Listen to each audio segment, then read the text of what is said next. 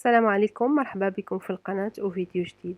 اليوم إن شاء الله غادي نحضروا مع بعضياتنا واحد الوصفات سهلة وبسيطة خاصة لشهر رمضان الكريم. أول حاجة غادي نحضروها هي السيجار مقلي بحشوة البطاطا والثوم، كيجيو لذاذ بزاف اقتصاديين وكيعطيو واحد الكمية كبيرة. غنحضروا أيضا البريوات في الفران ديال الكفتة، وطبعا الحريره اللي كنحضروها بواحد الطريقه جد سهله وبسيطه ما كتاخذش الوقت بزاف تماما. نبداو ان شاء الله بالحريره. غنحتاجو 4 الحبات ديال الطماطم، 2 بصلات، غنحتاجو الكرافس، غنحتاجو ايضا القزبور المعدنوس والحمص. كيبقى على حسب الرغبه، ممكن تكتروا او تقللوا. هنايا تقريبا عندي واحد الكاس كبير او زلافه كبيره. عندي السمن، الملحه، الفلفل الاسود او الابزار، الخرقوم والسكينجبير. وطبعا غادي نحتاجو مطيشه ديال الحك او مركز طماطم. كيف ما قلت لكم هاد الطريقه هذه ديال الحريره هي جد سهله. انا كنفضل انني النهار اللي غنوجد فيه الحريره سواء في رمضان او غير رمضان نبدا بها هي الاولى في الصباح باش نحيدها عليا. كيبقى لي في الليل غير نطحنها ونعمل لها الطحين.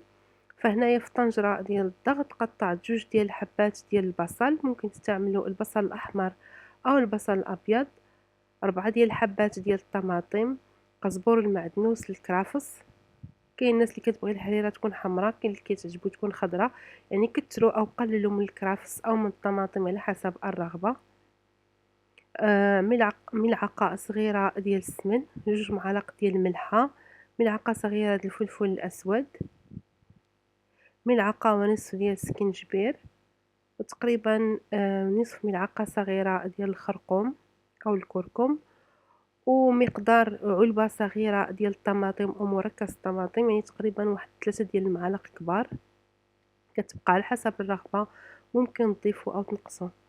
ضفت 3 ديال المعالق ديال زيت الزيتون، وغادي نضيف الماء. ما غنقلي ما حتى شي حاجه، مباشره غنسد طنجره الضغط. غير هو غندوب شويه مطيشه باش ما تهبطش لتحت وتحرق. غندوبها وغنسد على الكوكوط او طنجره الضغط. من بعد عفوا ما نضيف الحمص. الا كنتو غتعملوا اللحم ضيفوه مع الحمص في الكسكاس، وغنسد وغنحط البوطه الطيب تقريبا واحد الساعه، وغنطفي عليها وغنخليها حتى الليل ان شاء الله. بالنسبه للسيجار ديال البطاطا حتى هو غادي في الصباح غادي نسلق البطاطا وغنحتفظ بها باش نسهل عليا المأموريه. عندي هنايا تقريبا واحد 6 ديال الحبات ديال البطاطس اللي قشرتهم وغنقطعهم مكعبات كبيره شويه. غنزيد لهم ملعقه كبيره ديال الملحه، غنغطيهم بالماء بارد وغنسلقهم تقريبا واحد نصف ساعه حتى يرطبوا، وغنصفيهم من الماء ونخليهم حتى العشيه ان شاء الله، ونكمل السيجار ديالي. واحد الحاجه ايضا غنقوم بالتحضير ديالها ما ذكرتش في الاول ديال الفيديو، هي املو يعني غني، كيعطي واحد الطاقه كبيره، يعني صحي بزاف وكيصلح هكذا في السحور ديال رمضان وايضا في الفطور ديال الايامات العاديه. هنايا عندي تقريبا 700 غرام ديال اللوز البلدي اللي غسلته، نقيته وغسلته وخليته حتى نشف ودخلته للفران يتحمر على درجة حرارة تقريبا 160 مع التحريك حتى كيتحمر. كنقيسوه كتولي القشرة ديالو كتحيد بحال هكذا. غادي نوضع واحد الكمية ديال اللوز المحمر في الطحانة وغادي نطحنو حتى يتنيل مزيان.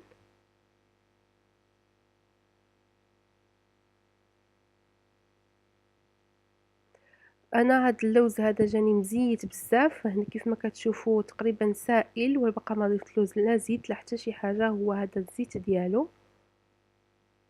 فغنطحنو حتى يولي بحال هكذا وغنصبو في واحد الزلافه. غنضيف عليه 700 غرام ديال اللوز، غنضيف عليه نصف كوب يعني تقريبا واحد الكاس صغير ديال الزيت ديال الارغان، نصف كاس صغير ديال زيت الزيتون. اذا نصف كاس صغير ديال الارغان ونصف كأس صغير ديال زيت الزيتون، وغنضيف تقريبا 2 معالق كبار ديال العسل العادية. هذه عسل يعني حرة ولكن ماشي ديال الدواعي، غير ديال الماكلة.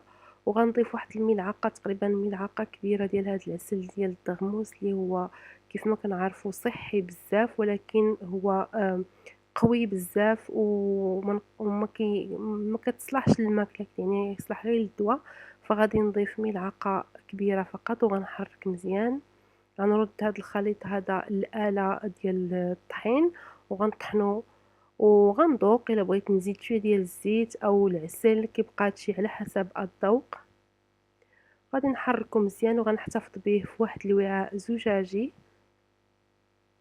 هاد املو هذا انا في الحقيقه ملي كنت صغيره ما كانش كيعجبني، لان كانت كتجيني الطيبه ديال الاركان قويه بزاف، ولكن دابا ولا كيعجبني بزاف. هو طبعا غني بالدهون وبالسعرات الحراريه، فنجنبوا الماكله ديالو بزاف، ولكن في نفس الوقت هو صحي بزاف وكيعطي الطاقه.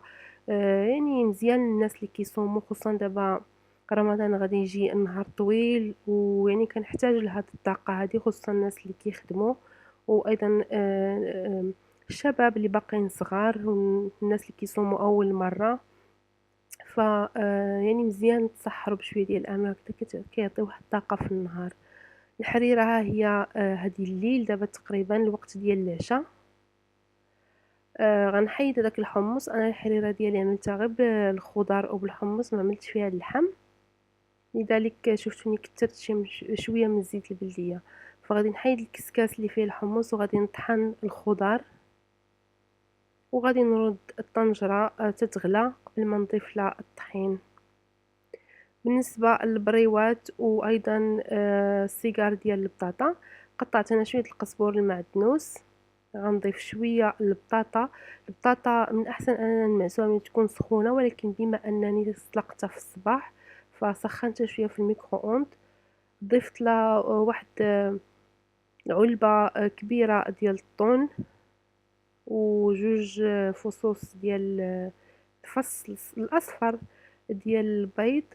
غنتبل بشويه د الملح، طبعا ما نكتروش الملح لان البطاطا مملحه، وايضا طن ملح وشويه ديال الكمون.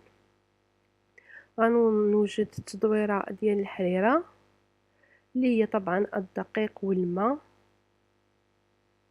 تقريبا واحد 2 كيسان ديال الدقيق. انا كنعمل هاد التدويره هادي بزاف، ومن بعد كنعيني ميزاني، كنضيف حتى كتولي الحريره على حسب الثقل او الخطوريه اللي كنبغي. قليت 2 بصلات كبار في شويه ديال زيت الزيتون، النصف غادي نضيفه مع البطاطا والنصف غادي نردو فوق البوطه. غنضيف له تقريبا واحد الحبه ديال الفلفل الاحمر، عفوا الفلفل البرتقالي، ممكن تستعملوا اي نوع من الفلفل عندكم متوفر في الدار. وغادي نقليهم مزيان. غادي نضيف واحد 150 غرام الى 200 غرام ديال الكفته. انا هنايا في هذه الحشوه ديال البريوات غنستعمل الكفته فقط يعني، والخضر ما غاديش نعمل هذيك الفيرميسيل او الشعريه الصينيه، ممكن تسلقوها وتزيدوها حتى هي الا بغيتو. غنتبل هذه الحشوه طبعا بالملح، الفلفل الاسود، شويه ديال البودره ديال الثوم، وشويه ديال السودانيه، وشويه ديال الكمون ماشي بزاف. وغادي نقلي هاد المكونات هذه حتى تطيب الكفته. ملي كتفور الطنجره ديال الحريره غنضيف لها التدويره اللي هي الدقيق والماء مع التحريك حتى كتوصل لهذيك الختوريه اللي بغيت. كيبقى هادشي مساله ديال الذوق. وغنحبس من اضافه الدقيق. غنضيف الحمص اللي طاب طبعا في الحريره، وغنبقى نحرك. الطنجره غنقص لها العافيه، غنخليها على درجه حراره تكون منخفضه. غنضيف شويه ديال الشعريه. الحريره كتبقى مساله ذوق وعلى الحاجه اللي كبرنا بها، يعني كاينين الناس كيضيفوا العدس في الحريره، انا ما كتعجبنيش العدس في الحريره، ماشي ما كتعجبني في الحقيقه، غير مساله ولف. شي بعض المرات كنعملها ولكن اغلبيه كنسى، وايضا ما مولفاهاش فما كنعملهاش. ممكن تضيفوها طبعا. ايضا اللحم ما كانش عندي فطيبت الحريره بلا اللحم، واخا هي الحريره بلا اللحم كتجي ناقصه شي حاجه، ولكن كتجي هكذاك زوينه. بالنسبة للحشوة ديال البطاطا غنحرك هاد المسائل هذه جيدا مع بعضياتها، يعني البطاطا، التوابل. ضفت ايضا القزبر المعدنوس تقريبا واحد الملعقة كبيرة.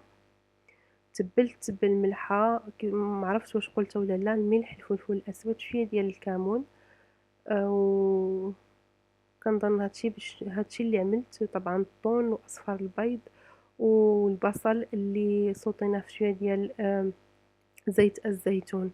دابا عندي هاد الورقه هادي، ماشي الفيلو، هذه ورقه كتكون غليظه شويه، كتباع هكذا على شكل مربعات. وغادي نشكل السيجارات ديالي وغادي ندهن الحافه او الطرف بشويه ديال الطحين اللي مخلط مع الماء. هاد السيجارات هادو انا غادي نقليهم في الزيت، كيجيو احسن مقليين في الزيت، ولكن طبعا ممكن تدهنهم بالزبده وتدخلوهم للفران. كيف ما غادي نعمل واحد الكميه غندخلها للفران. بالنسبه للبريوات غناخد نفس الورقه المربعه وغنقسمها على جوج. غنحصل على مستطيلات بحال هذا الشكل هذا. غنلصق كل جوج مستطيلات مع بعضياتهم باستعمال الخليط ديال الدقيق والماء. غنوضع واحد الكميه ديال الحشوه وغنطوي على هذا الشكل هذا باش نحصل على مثلثات او البريوات. غندهن ايضا بالخليط ديال الدقيق والماء وغنسد البريوه ديالي ونكمل حتى ننتهي من الحشوه كامله. كيف ما قلت ممكن تعملوا الفيرميسيل مع هاد الحشوه هذه، كما ممكن تخليوها هكذا بدون اضافه اي يعني ما تضيفوش الفيرميسيل. كتبقى مساله اختيار ومساله ذوق. بالنسبه للناس اللي كيبغيو يحتفظوا بهاد المسائل هذه في المجمد، كنوضعوهم في واحد الصينيه، ندخلهم المجمد حتى كيجمدوا مزيان، ونجمعوهم في اكياس بلاستيكيه. ونهار اللي كنحتاجهم كنجبدوهم مباشره، كنقليوهم او نطيبوهم في الفران على حسب الرغبه.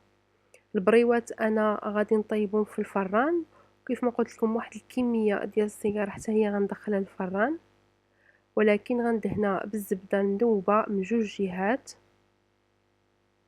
ضروري ما ندهنوهم بالزبده باش يجيونا مقرمشين.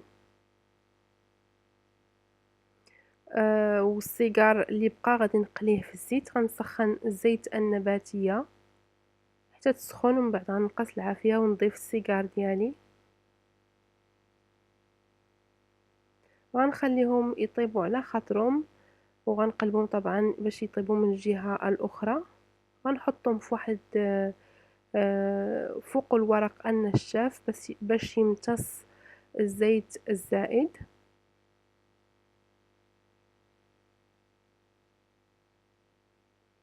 وهكذا كتكون المائدة ديالنا جاهزة. البريوات اللي حضرناه بالكفتة، السيجار بالبطاطا والطون، والحريرة السريعة اللي انا عملتها بدون لحم، ولكن كيبقى لكم نتوما الاختيار تعملوا فيها اللحم او تستغناو عليه.